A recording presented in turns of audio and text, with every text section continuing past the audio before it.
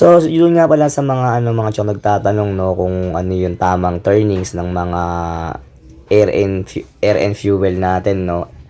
Yung tinatawag na gas fuel and air mixture no.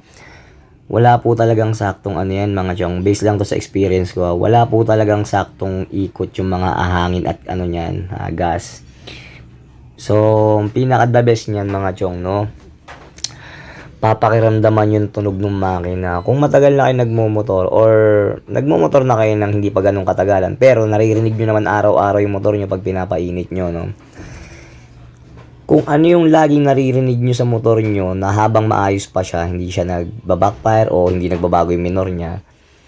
Ngayon, pag napansin nyo nagbago, ganun lang din ang gagayahin nyo. Kung ano yung paanong gumana yung makina nyo, kung paano tumunog, yun lang uli yung hahabulin nyo, no? So, ang tanong ngayon, so paano mo mahahabol yun? Paano ang gagawin mo sa mga pihit-pihit, no? Mga chong, ganito lang. Isa experience ko kasi ang ginagawa ko. Once na ang turnings unang ginagawa ko, mga chong, nag-uumpisa ako sa uno. So, one turn, then rev. Pag hindi nakuha doon, taasan mo yung minor, hanapin mo muna, i-rev mo kapag hindi na nabibilaukan o yung parang brrrr, yung gumaganon. So, yun, tama yun. And then, tansyahin mo na lang yung minor. Kung masyadong mataas ang minor mo, bawasan mo ngayon yung pihitan ng gas. Ngayon, kapag nire-rev mo at nabubulubulunan pa rin, ibig sabihin nun, mataas yung hangin nyo. No? So, tataasan nyo ngayon yung sa minor na naman. Pipihitin nyo sa gas. Then, rev-rev lang. Hanggang sa pag nakuha nyo na yung rev niya, at hindi na nabibilaukan, maganda na yung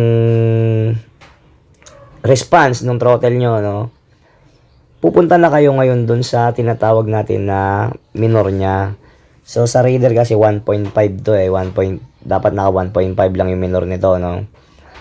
So, ganun lang yung pagtitimpla na ginagawa ko. Kasi hindi ko na rin talaga alam yung bilang talaga na nito kasi 'di ba nga nagpalit na rin ako ng carb. So pagdating doon, hindi na talaga masasabi kung ilang turns. At saka gagamayin mo na talaga yung tunog ng makina na normal na niya. Tapos ang mahalaga makuha mo yung minor na 1.5. So doon ka mag-stick din. After kapag nire-rev mo at magandang response, hindi nabibilaukan, hindi namamatay, or pag binirit mo, hindi siya yung dahan-dahang bumababa, dahan-dahang tumataas, dahan-dahang bumababa, tumataas. So, pagka gano'n, may diferensya pa rin yun. Hanapin nyo lang, babawasan nyo lang yung pihit ng hangin, or magdadagdag kayo isasarado nyo yung hangin, or dadagdagan yung gas. So, gano'n lang naman ang pag-ano yan. Balikan to, pinaka-technique na ginagawa ko. Sa hangin, mag-iikot ako ng 1 turns. Then, sa gas, tataasan ko muna, no? Di-start. So, ngayon, kasi pag hindi mo tinaasan yung gas mga chong, hindi aandar kasi kumbaga maaano yung puro hangin lang papasok nun. So kailangan mo lagyan ng gas. After nun, kapag start na yung engine, tumutunog na yung makina, dun kayo ngayon magtitimpla. So, paano magtimpla? I-rev nyo lang ng i-rev yung revolution, no? Pag nabibilaukan, ito, importante. Pag nabibilaukan yung tunog ng motor, ibig sabihin, pwedeng mataas yung hangin, no? Hindi sumasabay yung gas. So, nabubulunan lang siya. Hangin lang yung pumapasok. So, dito nga pala sa video na to mga chong, ito na spark plug natin. So, kung makikita nyo, kinalawang siya, no? Kinalawang yung abang tawag dito, rad. So, hindi ko alam yung tawag dyan, no? Yung pinakataas na parang nakaklam, may parang guhit sa taas. So, tinan nyo mga chong, kinalawang na siya, no? So, dito, ang ginawa kong turnings dyan sa 30mm Nibi ko is 1.5 plus kaunting pihit. So, siguro kalahati ng 1/4 is 16. 16, di ba? Kalahati ng 1/4. Half, 1/4, kalahati ng 1/4 is 16. By 16 ba yun? 16 by 16. So, kung makikita nyo dyan, napakaganda na ng sunog yan mga chong. Hindi siya 100%. Pero, nasa 80 to 90 na yung ganyan datingan. So, isang gabi lang natin siya pinaandar niyan mga chong. So, ganyan yung sunog niya. The more pa pag tumagal yan, magiging kalawang na buo yan. So, yun yung gusto kong mangyari sana. Para nabibigay mo yung full potential ng ng pagsunog ng makina mo sa gas tsaka hangin. So, walang lamang, walang sobra, no? Pero kung tutusin, mahirap talaga ma-perfect na yan.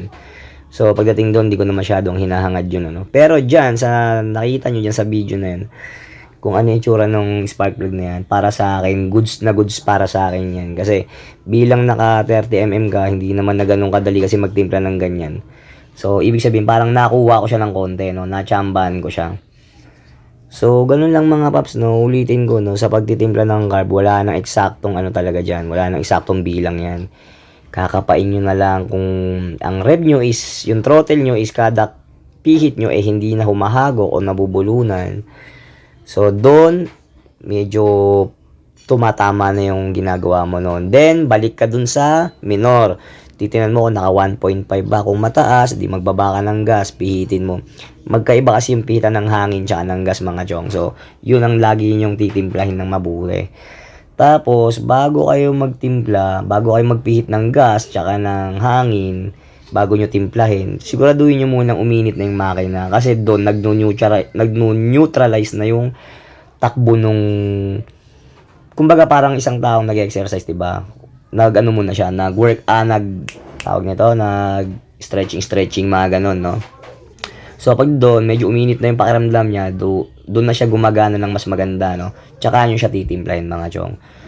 So, pwede nyong gawin, isarado nyo muna ng full yung air, then, taasan nyo yung gas, start.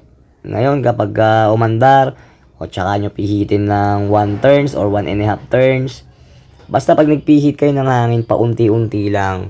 Hanggat maaari, 1/4 o yung kalahati ng 1/4 na pihit lang, no? So, yun lang, ganun lang mga chong, hanggang sa makuha nyo yung pinaka magandang response ng throttle natin. At maganda yung minor. Dun na siya. Yun na yung pinaka gusto ng makina nyo. So, ganun lang mga chong. Pero may iba rin kasi, depende rin sa altitude ng panahon, no? Pagka mainit ang panahon, nag-iiba rin talaga. Lalo na yung pagtaglamig, mahirap din talaga minsan i-start yung motor natin, no? Pero ang tamang pagpihit na bilang ay wala talaga nun mga chong. So, yun lang, no? Diyan sa video na pinakita ko, no? Sayang kasi na-erase natin yung isang yung isang ginawa kong video na naka-ready na yun, eh. So, nawala. So, ngayon, in-explain ko na lang, no? At saka, importante, yung pinakasunog na pinakita ko, yun, medyo, hindi na tayo bababa sa 70% mga chong, 80 pataas na yun. So, ngayon, nung kinabit ko yan, nga pala, nagdagdag ulit ako ng 1/4 turns, kasi gusto ko pa matanggal yung black na sa ibabaw, no? Kasi medyo rich pa siya ng konti, pero nag-gold na siya, no? Although dyan, okay na yan. Sabi nga nila, mas maganda na raw na medyo dark ang spark plug mo compare sa kulay gray. So, totoo naman yun mga chong. Kasi puro hangin na yun. Mas madaling uminit yung makina. Mas madali kang sabugan ng makina nun. So, sisirain ka agad yung piston mo nun. So, pag nasira yung piston mo, bumigay, tumukod. So, wala na. Gastos na mga chong, no? Dito sa pag-reading ng spark plug mga chong, para sa akin, hindi talaga siya madali, no? Kasi hindi naman tayo expert. Pero kung naiintindihan nyo ang pagtitimpla ng hangin at saka gas at na-experience nyo na rin yung mga ganun, mas mahuhuli nyo na siya. Hindi na siya lalayo. Kumbaga, may idea na kasi kayo sa mga gagawin nyo, no? So, yun lang mga chong, no? Sana may konting na-share ako ng konti, no? Tapos nga pala mga chong, dito, mapapansin nyo sa video na yan, no? Tinanggal ko yung langis, no? Kasi may gagawin tayong sunod na project natin, no? So, actually, dito sa video na to, ginawa ko na siya dyan. Bali, upload ko na lang uli yun, tapos abangan nyo na lang kung ano yung nilagay ko. Kasi tayo, mga racing tipid, tayo mga Pinoy, mahilig tayo magtipid, no? So, may mga paraan naman para bumilis yung motor natin, o kaya pagandahin yung motor natin, nang nakakatipid tayo.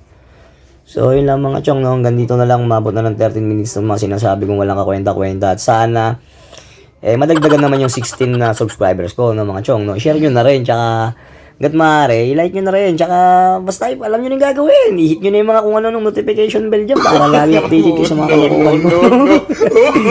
So, yun lang mga chong, no? Siguro matatapos ng video na to hanggang 15 minutes lang. Sana makatulong ko sa inyo. Maraming salamat, ride safe.